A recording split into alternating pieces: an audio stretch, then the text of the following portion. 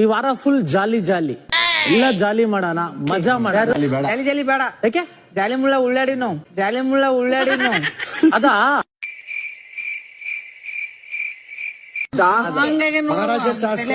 ಸರಿ, ಲಿಸನ್. ಇವಾಗ duties divide ಮಾಡ್ಬೇಕು ಅಂದ್ರೆ ಯಾರ್ಯಾರಿಗೆ ಏನೇನ್ ಬೇಕು ಕೇಳಿ. ಓಕೆ, ಇವಾಗ ರೆಸ್ಟ್ ಬೇಕು. ಯಾರಿಗೆ ಏನ್ ಬೇಕು?